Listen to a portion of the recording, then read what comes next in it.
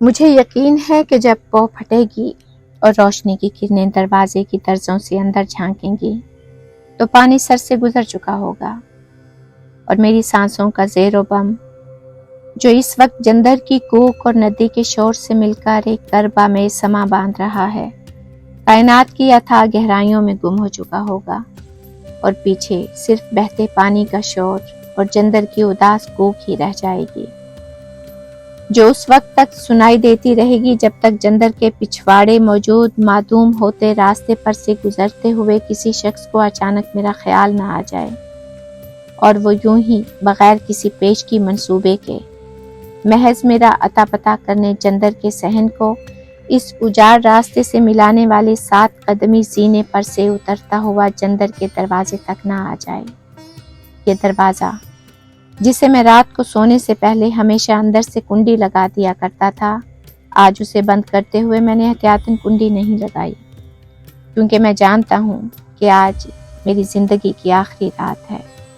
اور میرے بعد اسے کسی مانوس یا انجانی دستک پر اندر سے کھولنے والا کوئی نہیں ہوگا۔ میرے بعد یہاں آنے والا پہلا شخص کون ہوگا؟ یہ سوال میرے ذہن میں پہلی بار آج سے 45 دن پہلے اس وقت ابھرا تھا جب میں نے اپنی اور جندر دونوں کی زندگی کی آخری چونک پیس کر گھومتے پاٹ کے ساتھ لگی لکڑی کی وہ کیل کھینچی تھی جس کے کھینچنے سے جندر کا اوپر والا پاٹ اپنی جگہ سے تھوڑا سا اوپر اٹھ کر معمول سے دگنی رفتار میں گھومنا شروع کر دیتا ہے اور اس کی سریلی گونج یکدم ایک اداس کوک میں بدل جاتی ہے۔ اگرچہ پچھلے 4-5 ماہ سے جندر پر آنے والی چونگیں بتدریج کم ہوتی چلی گئی تھیں اور اس دوران میں کچھ دن تو ایسے بھی آئے کہ سارا دن کوئی چونگ نہیں آئی اور جندر کا اوپر والا پارٹ اپنی معمول سے دگنی رفتار میں گھومتا، اپنے پارٹ گھساتا اور میرے وجود میں لگی کرب کی دیمک کو مزید رزق فراہم کرتا رہتا۔ لیکن نہ جانے کیوں میرے اندر کے سناٹے سے ایک ایسی آواز جسے میں کانوں سے نہیں دل کے وسیلے سے سنتا مسلسل آتی رہتی تھی کہ چونگوں کا یہ تعطل عارضی ہے، اب اسے اتفاق کہیے یا میری پیش بینی کی صلاحیت کہ میں جیسا سوچتا ویسا ہی ہوتا۔ 1-2 دن بعد ایک مرتبہ پھر کوئی نہ کوئی چونگ آ جاتی اور میں اسے جندر کے کھارے میں انڈیل کر جو ہی لکڑی کی کیل نیچے گراتا جندر کی اداس کونک سریلی گونج میں بدل جاتی اور میرے مزمحل بدن میں سیروں خون دوڑ جاتا۔ ابھی میں اسے پیس ہی رہا ہوتا کہ کوئی نہ کوئی اور چونگ بھی آ جاتی اور ایک مرتبہ پھر یہ سلسلہ بحال ہو جاتا۔ لیکن 45 دن پہلے کی جس اداس شام کا میں ذکر کر رہا ہوں، اس دن آخری چونگ پیس کر پسا ہوا آٹا سمیٹ کر بوری میں ڈالنے کے لیے میں نے بوری کی طرف ہاتھ بڑھایا ہی تھا کہ مجھے محسوس ہوا کہ میں اپنی اور جندر دونوں کی زندگی کی آخری چونگ پیس چکا ہوں۔ پھر جو ہی میں نے لکڑی کی کیل کھینچی اور جندر کی سریلی گونج اداس کوک میں تبدیل ہوئی، مجھے اس بات کا بھی یقین ہو گیا کہ موت جسے میری پیدائش کے ساتھ ہی میرے وجود میں رکھ دیا گیا تھا اور جو کچھ روز پہلے تک مجھے بہت دور سے آنے والی آوازوں جیسی لگتی تھی، ان قریب میرا کام تمام کرنے والی ہے۔ تب یہ خیال کہ میرے بعد یہاں آنے والا پہلا شخص کون ہوگا بجلی کے ایک بوندے کی طرح میرے دماغ میں لپکا تھا اور اگلے ہی لمحے میری آنکھوں کے سامنے کئی انسانی چہروں کے خد و خال آپس میں یوں گڈمڈ ہوئے تھے کہ میں کسی بھی چہرے کو اپنے دماغ میں تصویر نہیں کر پایا تھا۔ اگر میں اپنے گزشتہ تجربے کو مد نظر رکھتے ہوئے فہم عامہ کا سہارا لیتا تو میرے پاس ایسا سوچنے کی کوئی معقول وجہ نہیں تھی، لیکن اس روز جب میرے اندر کے سناٹے کو کسی آواز نے نہیں پاٹا تو میں سمجھ گیا کہ میں اپنی اور جندر دونوں کی زندگی کی آخری چونگ پیس چکا ہوں۔ اس دن زندگی میں پہلی بار یہ راز مجھ پر منکشف ہوا کہ ذہن میں آنے والے کسی خیال کو نہ تو روکا جا سکتا ہے اور نہ ہی بدلا۔ البتہ میں اس بارے میں کچھ نہیں کہہ سکتا کہ آیا میری سوچ نے چونگیں لے کر آنے والوں کے رخ تبدیل کر دیے تھے یا ان کے تبدیل شدہ رخوں کو میری پیش بینی کی صلاحیت نے پہلے ہی بھانپ لیا تھا۔ میں نے اپنے بچپن میں بزرگوں سے سنا تھا اور اب گزشتہ 45 دنوں سے ہر لمحے خود بھی اس تجربے سے گزر رہا ہوں کہ جب آدمی مرنے کے قریب ہوتا ہے تو اس کے وہ خفتہ حواس جنہیں اس نے ساری زندگی کام میں نہیں لایا ہوتا، موت کی آہٹ سے جاگ اٹھتے ہیں اور اسے اپنی موت کے حوالے سے پیش آمدہ حالات کی خبر پہلے ہی سے ہو جاتی ہے، لیکن اپنی موت کے بعد رونما ہونے والے واقعات کے بارے میں وہ صرف اندازے ہی لگا سکتا ہے۔ یہی وجہ ہے گزشتہ 45 دنوں میں جب سے میں اپنی ماں اور موت دونوں کا ہاتھ اپنی شانوں پر محسوس کر رہا ہوں، میں نے اپنی موت کے بارے میں اتنا نہیں سوچا جتنا کہ اس آدمی کے بارے میں جو میرے بعد یہاں اس ویران جندر پر آنے والا پہلا شخص ہوگا۔ وہ کون ہوگا؟ اتنے دنوں کی سوچ بچار کے بعد بھی میں اس بارے میں کچھ وثوق سے نہیں کہہ سکتا۔ ہاں، یہ بات میں پورے وثوق سے کہہ سکتا ہوں کہ وہ میرا بیٹا راحیل نہیں ہوگا، کہ گزشتہ قاعدے کے مطابق اب اس کی واپسی جون میں ہونا تھی، یعنی تقریباً 3.5 ماہ بعد۔ ابھی 2 ماہ پہلے جب دسمبر کے تیسرے ہفتے میں جب وہ اپنی بیوی بچوں کے ساتھ گاؤں آیا تھا تو کچھ دیر کے لیے میرے ہاں بھی چلا آیا تھا، اور یہاں اسی کھائی کنارے جہاں میں ابھی لیٹا ہوا دھیرے دھیرے موت کی کھائی میں اتر رہا ہوں، یوں سر جھکائے بیٹھا رہا تھا جیسے اسے ایک جندروئی کے بیٹا ہونے پر شرمندگی ہو۔ جب وہ جانے لگا تھا تو اس نے حسب روایت میری جیب میں کچھ روپے بھی ٹھونس دیے تھے،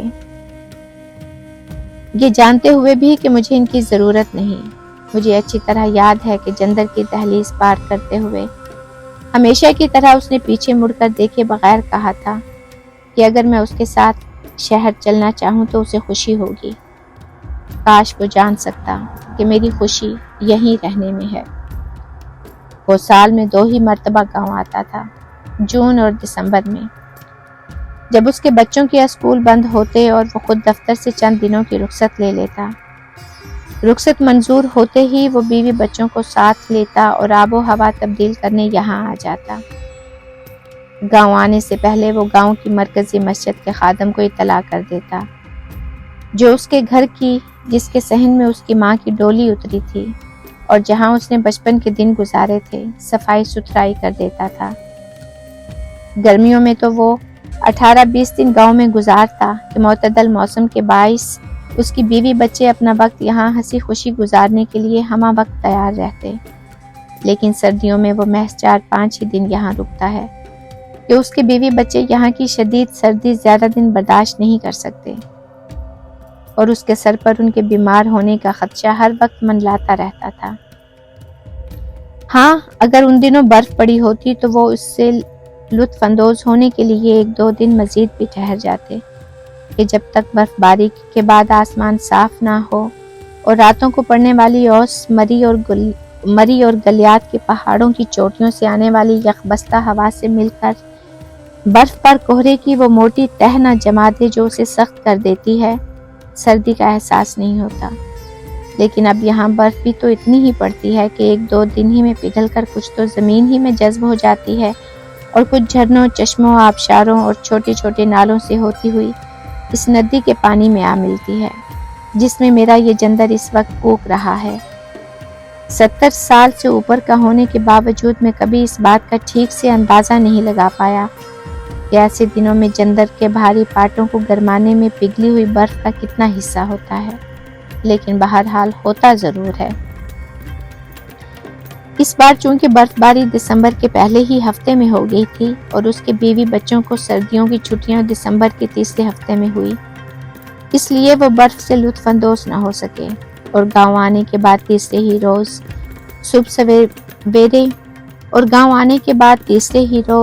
صبح سویرے واپس شہر چلے گئے کہ ان کے نازک بدن برف ڈھلنے کے بعد پڑنے والی اس کوہر کی شدت برداشت نہیں کر سکتے تھے، جو ٹھہرے ہوئے پانی پر شیشے کی ایک ایسی مضبوط تہ جما دیتی ہے جس پر پاؤں رکھ کر میں اپنے بچپنے میں اس کے نیچے موجود چھوٹی چھوٹی مچھلیاں دیکھا کرتا تھا۔ اب قاعدے کے مطابق اس کی اور اس کے بیوی بچوں کی آمد جون ہی میں ہونا تھی۔ یہاں سے واپسی پر دونوں میاں بیوی نے یقیناً یہی منصوبہ بنایا ہوگا، لیکن اب کی بار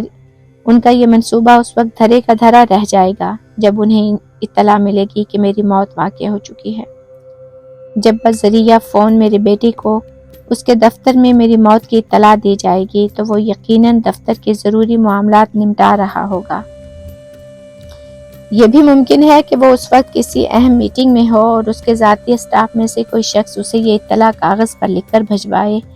بھجوائے اور اسے میٹنگ سے اٹھ کر آنا پڑے۔ بہرحال جیسے ہی اسے یہ اطلاع ملے گی وہ یکدم سکتے میں آ جائے گا، اس لیے نہیں کہ اس کے باپ کی موت واقع ہو چکی ہے، بلکہ اس لیے کہ مجھے دفنانے کے لیے اسے ہر حال میں یہاں آنا پڑے گا، اور وہ بھی اپنی بیوی بچوں سمیت۔ سب سے پہلے وہ اس کی اطلاع اپنے باس کو دے گا، جو اس کا کندھا تھپ تھپاتے ہوئے اس سے رسمی تعزیتی الفاظ کہے گا۔ پھر وہ فوراً اپنی بیوی کو فون کرے گا، جس پر یہ خبر بجلی بن کر گرے گی، اور یہ سوچ کر اس کا بلڈ پریشر یکدم ہائی ہو جائے گا کہ ابھی تو 2 ماہ پہلے گاؤں سے ہو کر آئے ہیں، اب پھر جانا پڑے گا، اور پھر اس پر اٹھنے والے اخراجات اس پر مستزاد۔ اس کے گھر میں ایک ہنگامی حالت نافذ ہو جائے گی۔ بچوں کے اسکول سے غیر حاضری ایک الگ مسئلہ ہوگی، اور ان کے امتحانات بھی سر پر ہوں گے،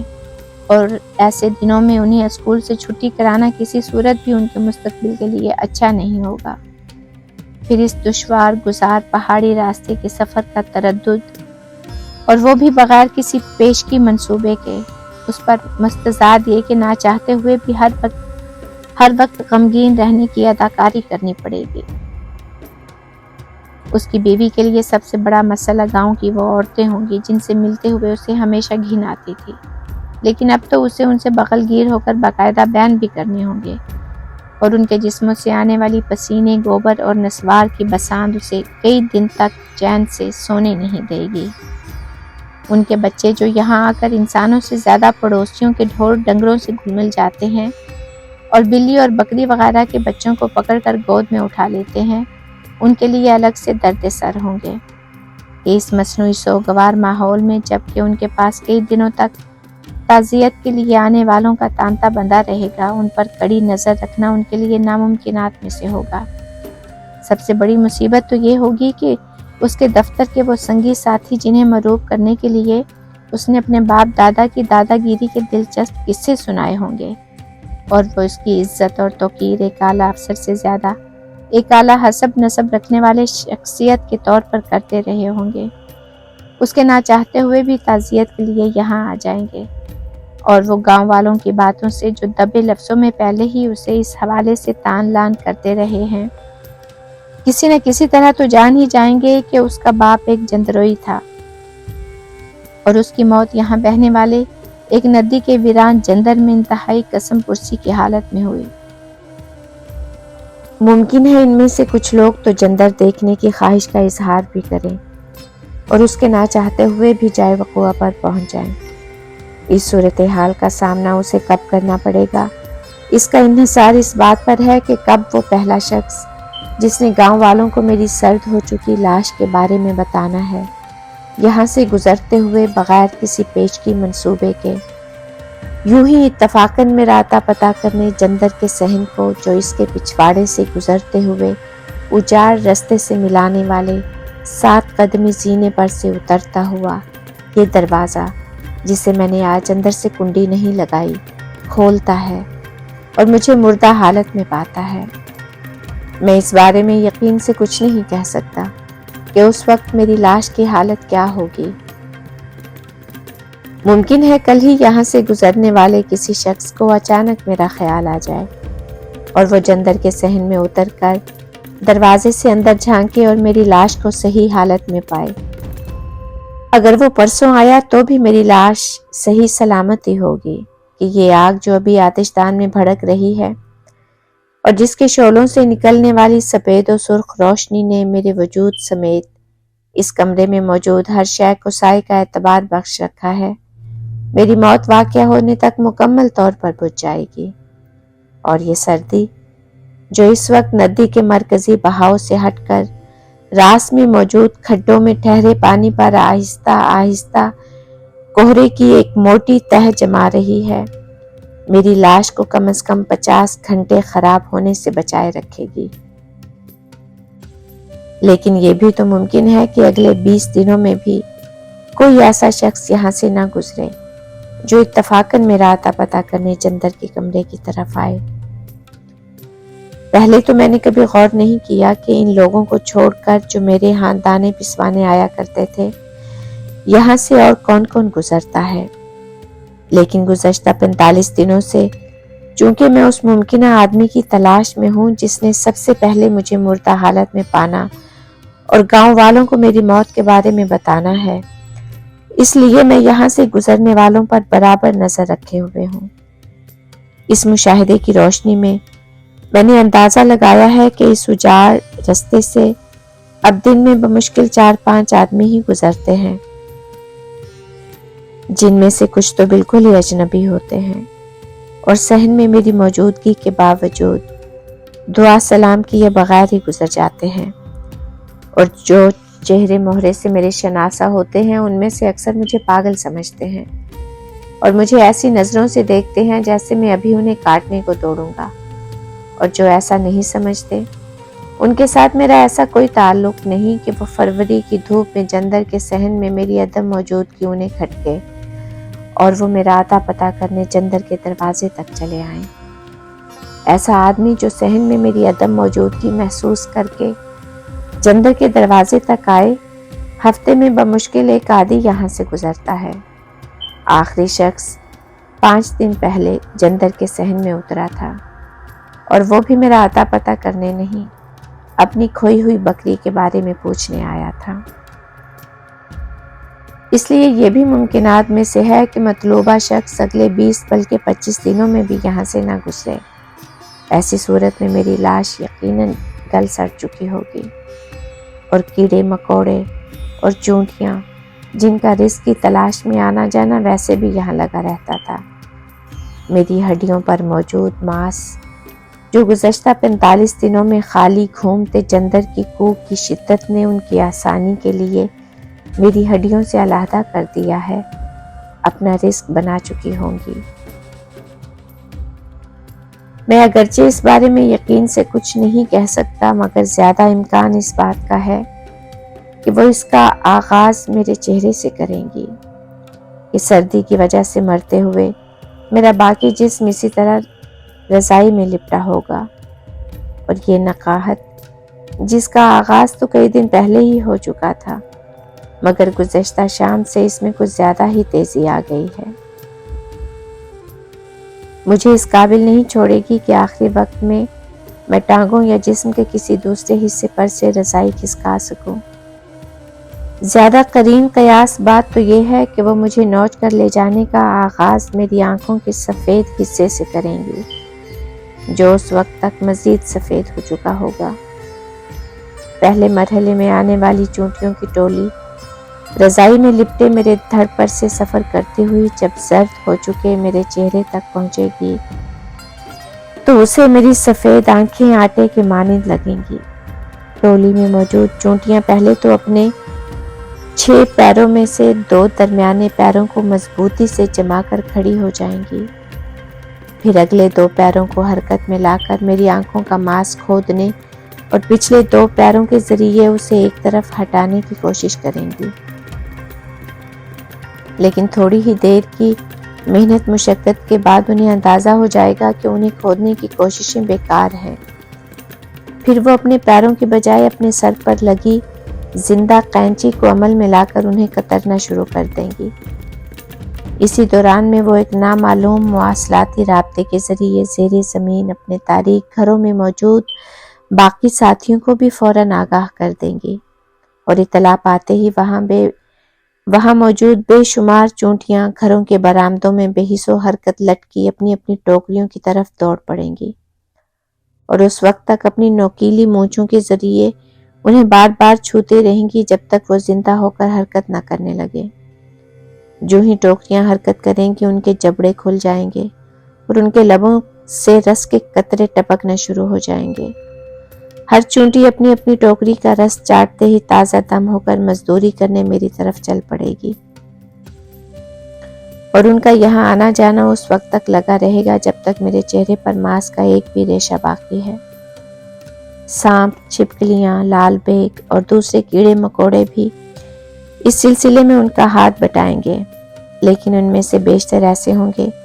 जिन्हें मेरे बासी गोश्त से ज्यादा उन जिंदा चूंटियों से दिलचस्पी होगी। हाँ, जब कोई कीड़ा मकोड़ा किसी अजनबी जिन्स के कीड़े मकोड़े को जा दबोचेगा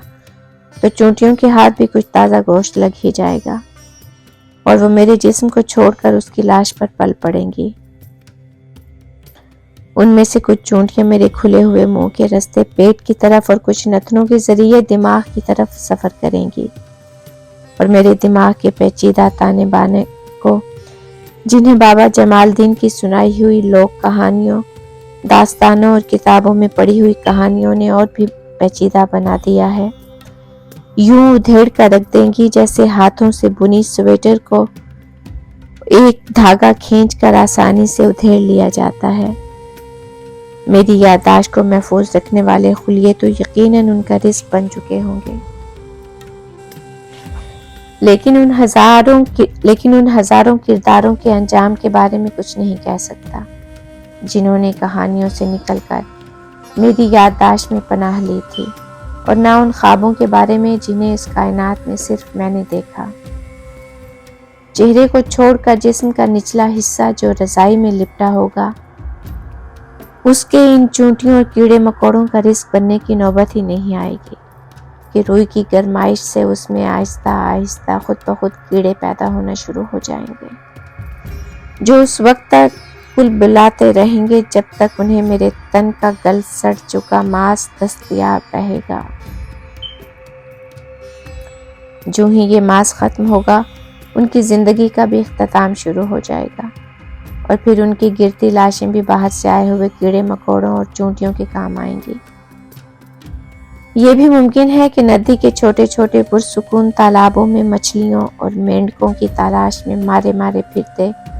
ऊद बलाव भी पानी से बाहर निकलकर जंदर की तरफ चल पड़े। अगर ऐसा हुआ तो रजाई में लिपटे मेरे वजूद को यूं ही बेकार गलने सड़ने की जरूरत पेश नहीं आई। ऊद बलाव जिनके तेज दांत काहू जैसे मजबूत दरख्तों की टहनियां काट कर नदी के बहाव के आगे बंद बांध कर पानी तालाबों की तरफ मोड़ देने में अपना सानी नहीं रखते। न सिर्फ रजाई को बल्कि मेरी हड्डियों से लिपटे मांस को भी बहुत कलील वक्त में चीर फाड़ कर रख देंगे। यूं यहाँ इस रजाई के नीचे हड्डियों का वैसा ही ढांचा रह जाएगा जैसा यहाँ से 7 मील दूर कस्बे के सरकारी अस्पताल के कमरे में लटके इंसानी ढांचों की तस्वीरों में होता है।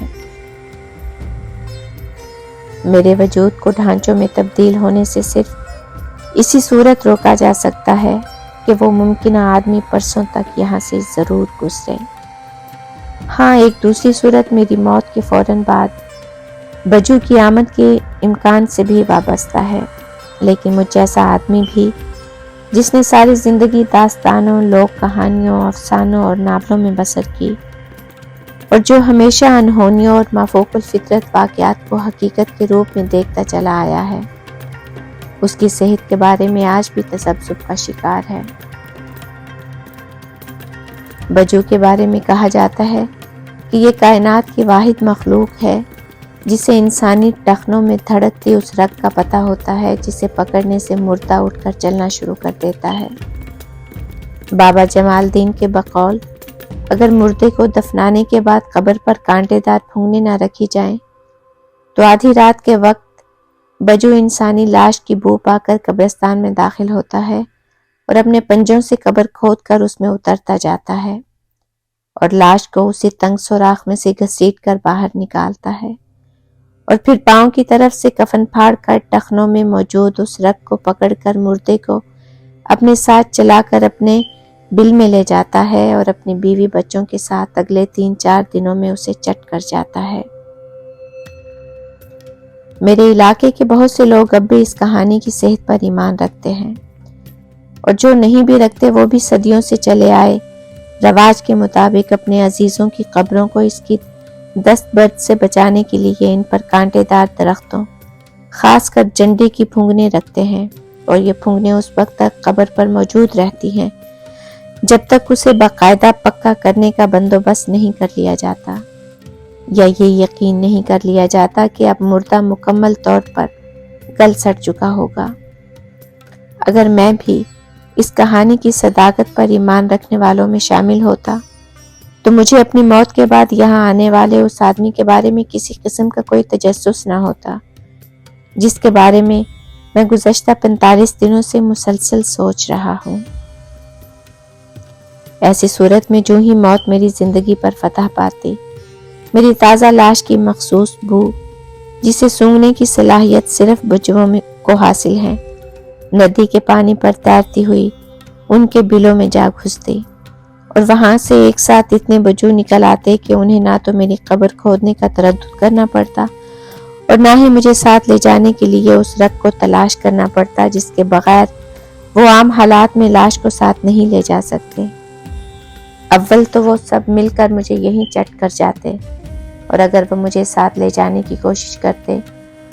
تو بھی سب مل کر آسانی سے گھسیٹ کر لے جاتے۔ لیکن مجھے افسوس ہے کہ میں ایک پرتخیل آدمی ہونے کے باوجود بھی اس پر یقین نہیں کر پا رہا، اور میرا ایمان ہے کہ آدمی جیسا سوچتا ہے اس کے ساتھ ویسا ہی پیش آتا ہے۔ سو ہڈیوں کا خوفناک ڈھانچہ بننا شاید میرا مقدر بن چکا ہے۔ یہی وجہ ہے کہ میرے دماغ کی سوئی اب بھی اسی آدمی پر اٹکی ہوئی ہے جس نے سب سے پہلے مجھے مردہ حالت میں پانا اور گاؤں والوں کو میری موت کی اطلاع باہم پہنچانا ہے۔